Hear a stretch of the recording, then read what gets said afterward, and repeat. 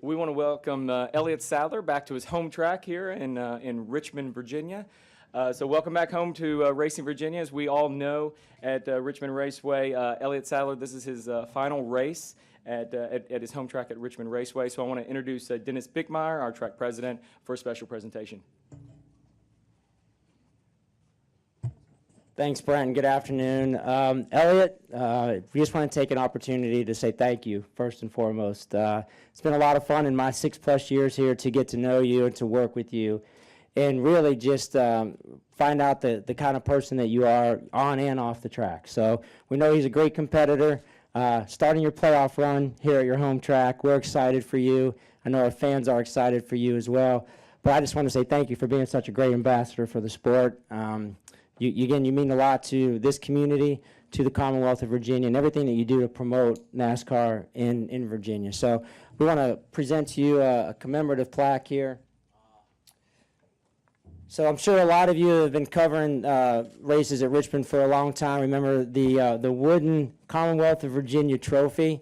This is a replica of that, and I'll read what it says. It says, Elliott Sadler, Virginian competitor, friend. Richmond Raceway is proud to be the home track for the Sadler family. Thanks for your commitment to furthering motorsports in Virginia throughout your career. And that's exactly everything that you've done for us and for the race fans here in Virginia. Again, a true competitor and friend. Elliott, best of luck to you in your retirement. But business first, get it done tonight, and let's try to win that championship.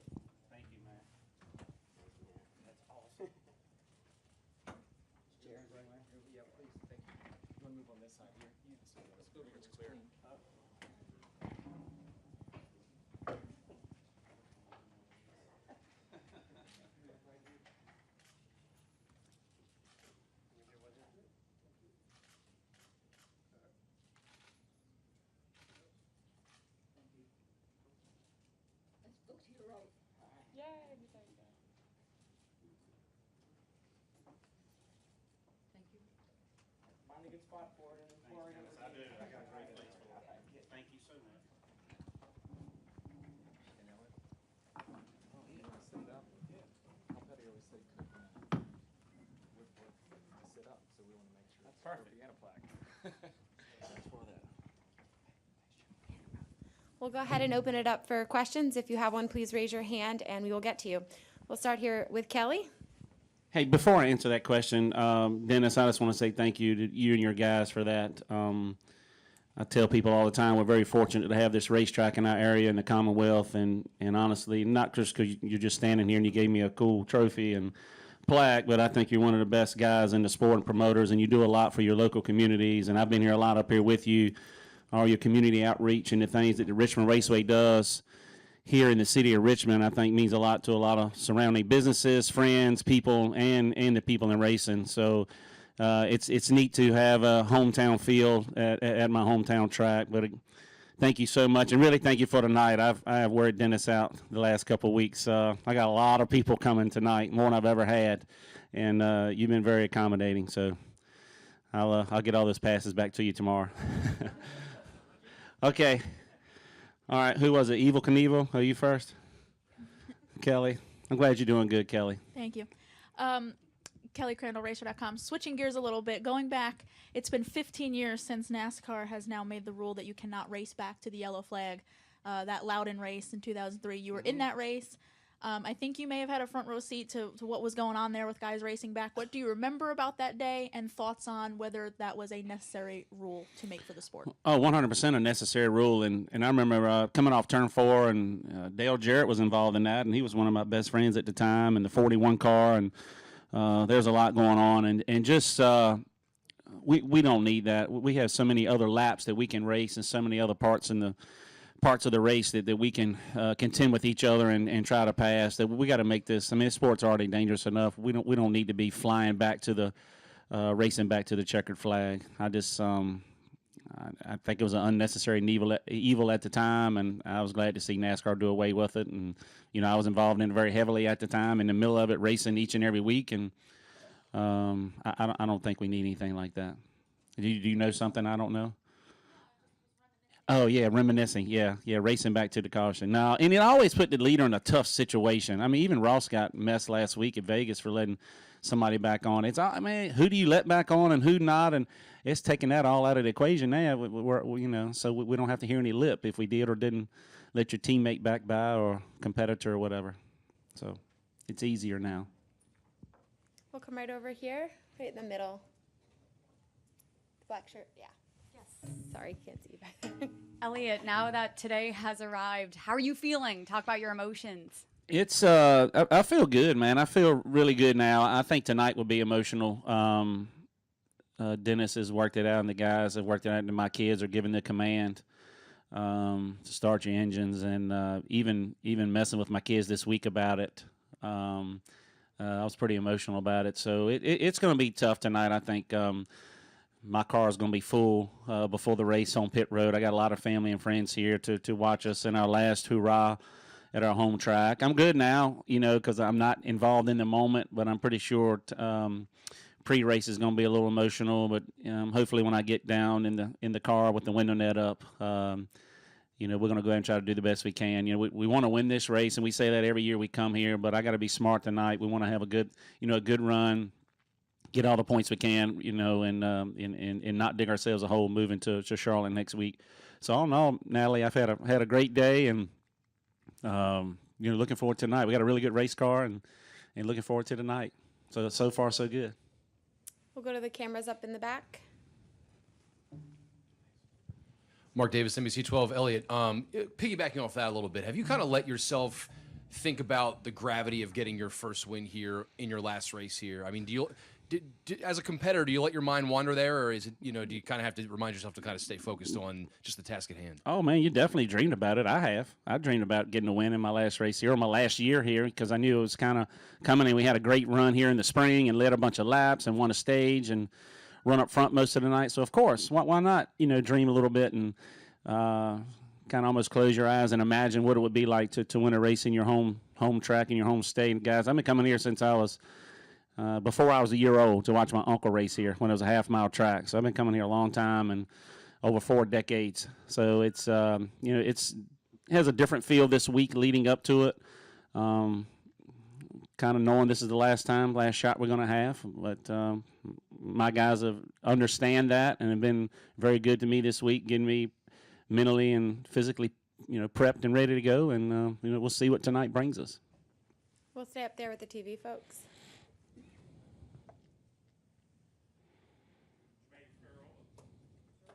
Okay. Jermaine Farrell with WRIC Channel 8 here in Richmond. First of all, Elliott, congratulations on a great run and a great career. I got to ask you, what's your fondest memory of racing here at Richmond? Oh, man. I think the first time that I ran really good here in a Cup car, I felt good about it. I ran a Virginia Tech paint scheme here one year, and the fans were really bought into that. I thought that was pretty neat. I was a part of the No Bull 5 race here one time at Richmond. That was neat to be a part of that in your home track.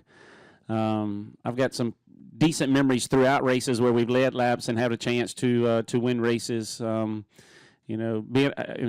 a pit crew member here, I think for my brother was a pretty cool first time we came here in a late model. But I think the fondest memory I have of this race, my very first ever race here in 1995, we pulled in on a flatbed trailer, and we were parked in between Darrell Waltrip and Dale Earnhardt in my very first ever Xfinity race here. You talking about scared to death. It was 70 cars here. We made the race, and neither one of them made it. So that was kind of like the neatest, wowest moment I had, and it was my first race. I wish I could tell you that was not my fondest memory, because I would have had some cool stuff happen to me the last 56 starts or whatever I have here. But my first race here in the fall of 95 was something I'll never forget. It was kind of like welcome to the big times, parked beside, two of your heroes in the garage. We'll come down here in the front to Chris Knight.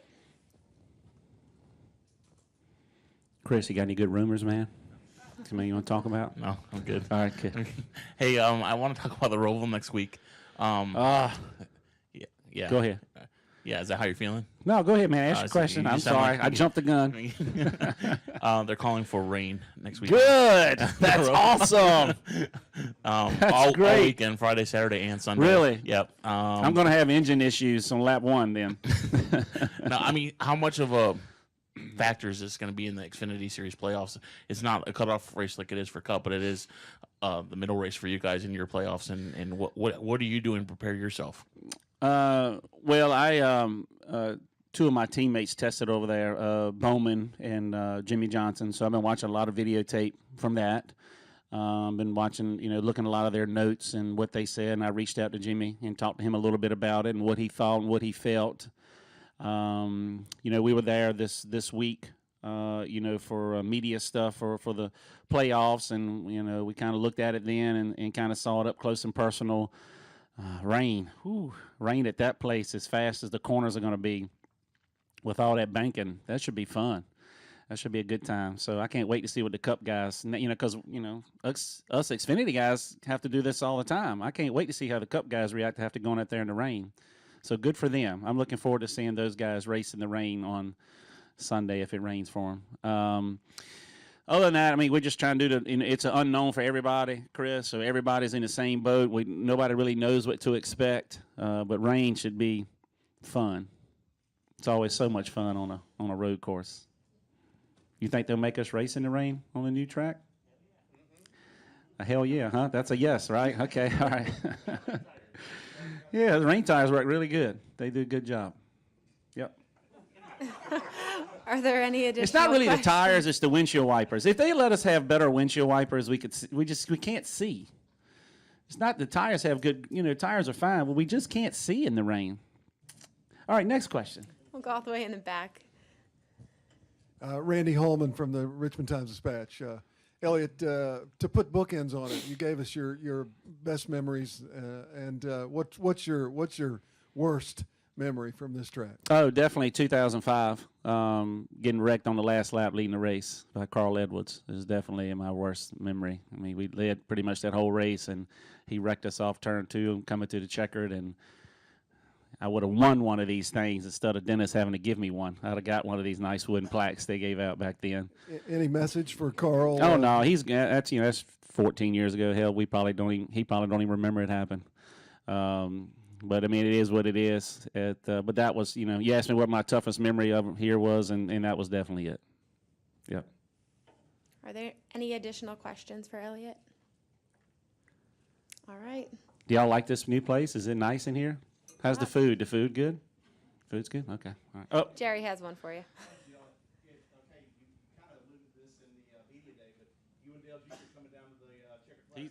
he's getting wrecked.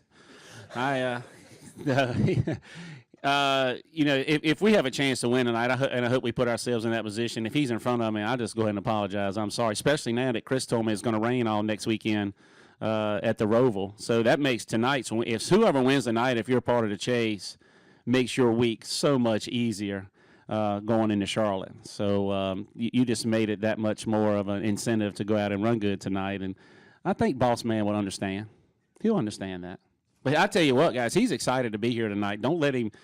Yeah, I flew with him to Vegas last week and on the plane, and he'd been testing his late model, and he's been watching all his videos, and he's got all his notes, and he is extremely excited to be in that car tonight. So don't let him try to play coy with you guys. Huh? Oh, we will one day. We will. Oh yeah. We're going to cross that bridge together one day. All right. Is that it? I think that's it. All right. Thank you. Thanks, Good guys. Y'all luck. have a good night. You mentioned food in here. Somebody would cater Five Guys for us. I know. We are now joined by Kyle Busch, driver of the number 18 M&M's Toyota for Joe Gibbs Racing. We'll go ahead and open it up for questions. Please raise your hand and we will get to you. We'll go right here. Hey, Kyle, is it weird with 4 guys that have won 20 of the races this year to be in the championship? And I know it hasn't changed, but is it weird that somebody who's done virtually nothing but made the championship is now in a position maybe to win the thing? Who are you talking about, the 2? No, just not anyone specific, but just anyone. It's kind of what the playoff format's all about, right?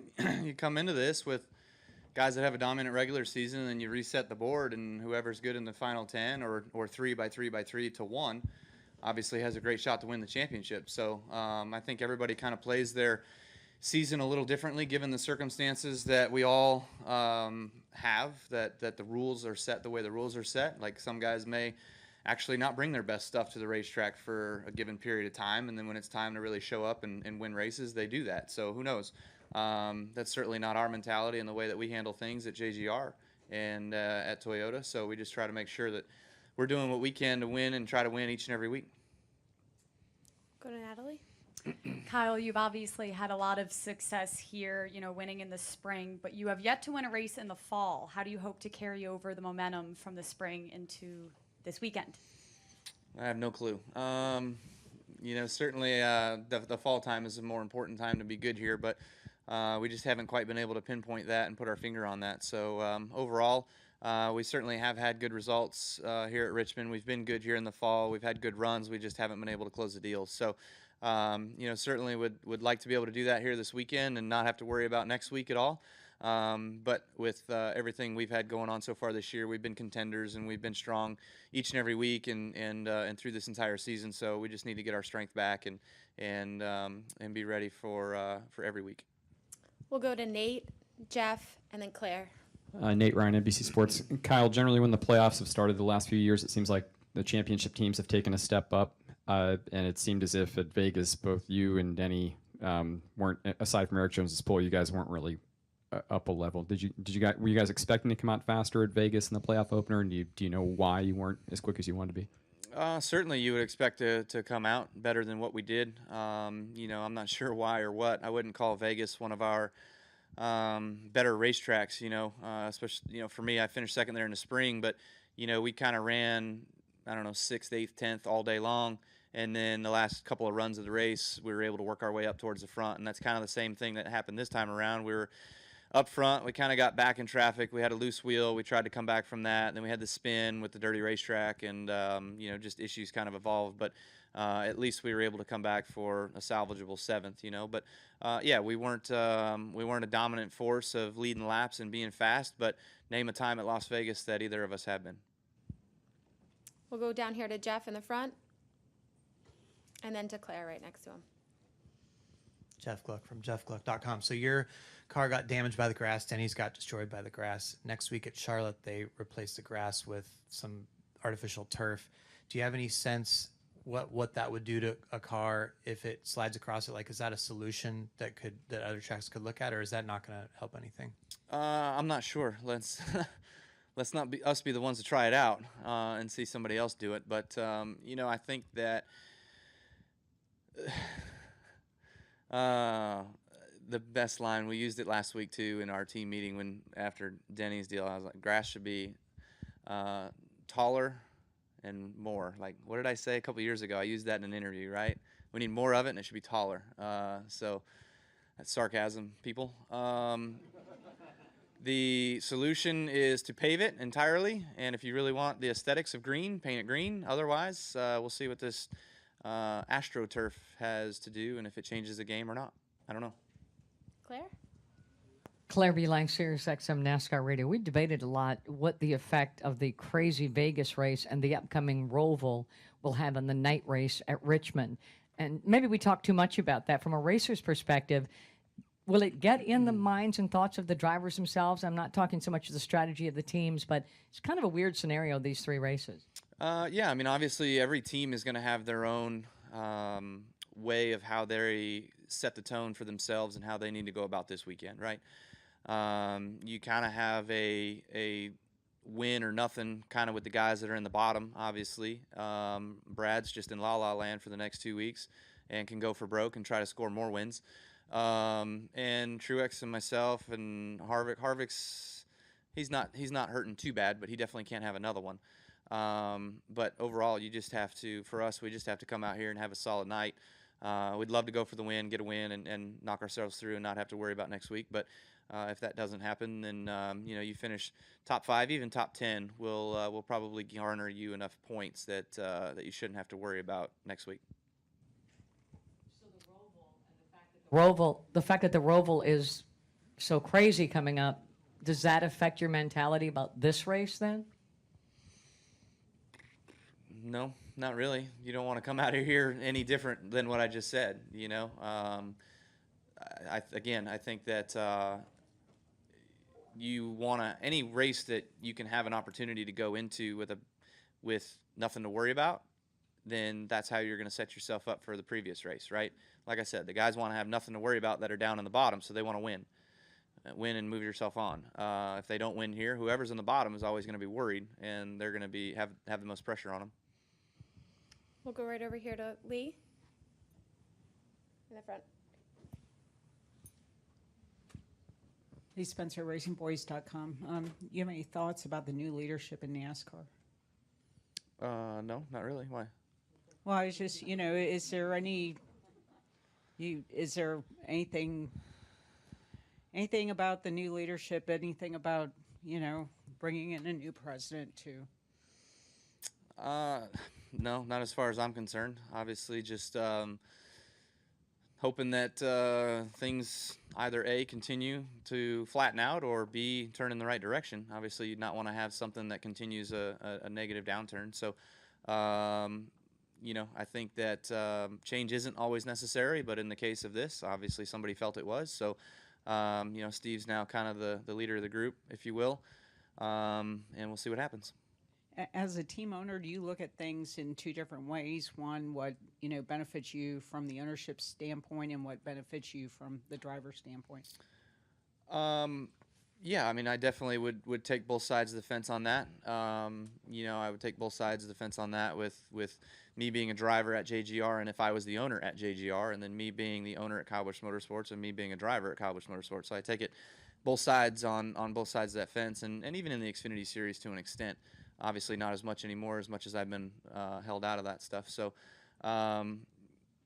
with some things that have been changes made and changes coming down the pipeline and things like that, they're not a positive for me or for my team or for JGR. So I don't think anybody's really listening or caring about what we have to say. As far as the motor deal in the trucks this year, can you just kind of give an overview as far as how you thought that went with the crate engines? I don't know. It's not been terrible, but it's not been great either. We did finally have our first issue this past weekend at Las Vegas. One of our trucks broke a rocker arm, and before causing more damage, they were done with the race, so they had to pit and go to the garage. I don't think we've kind of seen that failure. So by the time, because I won in that engine in Pocono, by the time it gets to NASCAR and gets torn down, that's about 10 days. By the time it gets back to Michigan and gets torn down even farther, that's another 10 days. So we won't know an answer for about another 3 weeks or so. So that's kind of frustrating, because we've got another couple of races coming up that we're going to be using those things. We'll come down front here to Chris Knight.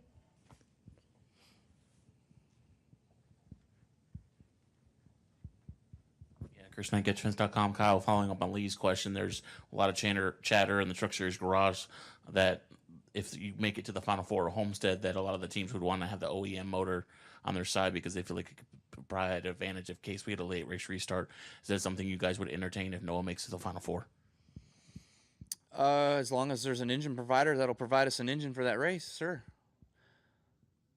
If the 16 makes the Final Four and we go ask Mark Cronquist for an engine, I don't think he's going to give us one because we haven't been a partner of his for the entire season. He's going to take priority with the 16, no different than what he did with us with Kyle Busch Motorsports last year and ThorSport.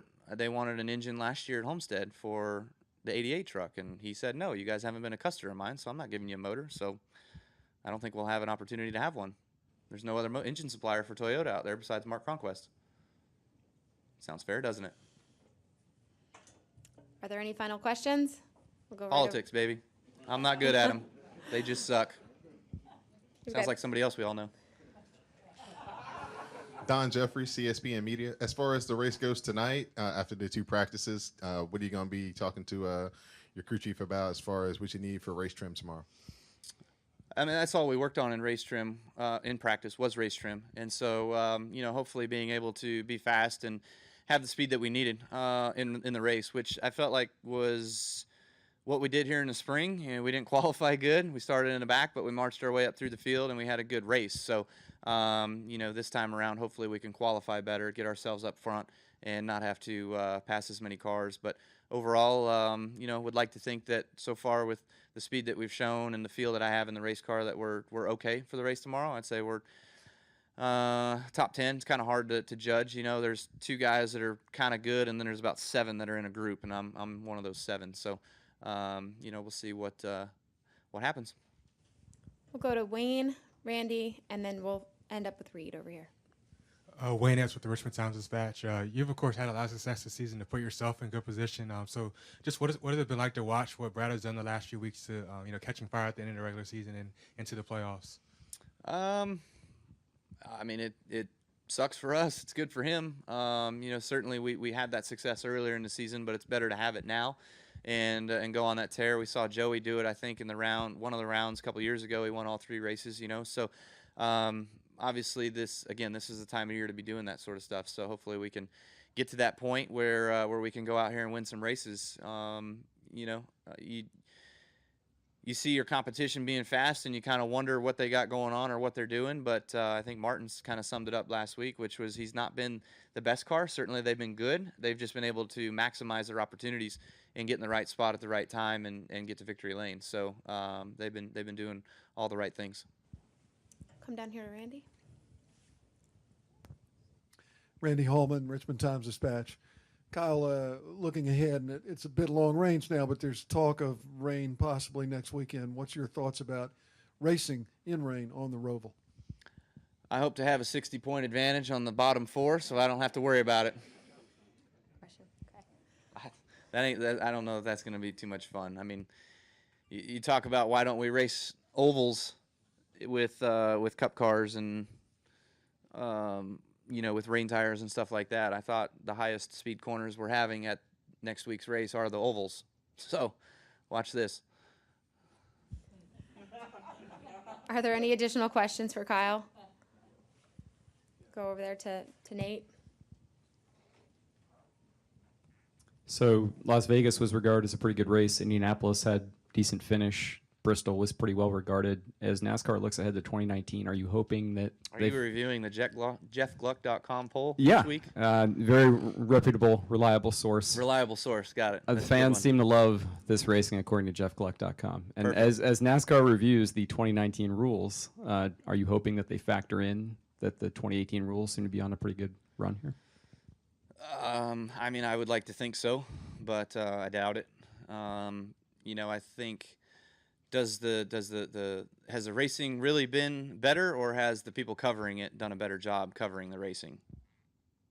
That might be kind of where the question lies, in my opinion. So sometimes when we get to the mile and a half, like last week, I still had trouble kind of passing guys in front of me. I still had aero tight issues. None of that's just automatically disappeared, right? So you still have some of the same issues you've always had, and the front guy out front kind of gets away. But there has been action on restarts in later stages of the race. But is it because the TV guys are doing a better job being able to authenticate that to the viewer and be able to put themselves in the couch sitting with the race fan at home?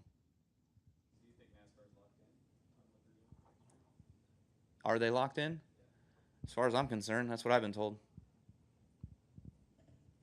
All right. Thank you, Kyle. Good luck this All right. weekend.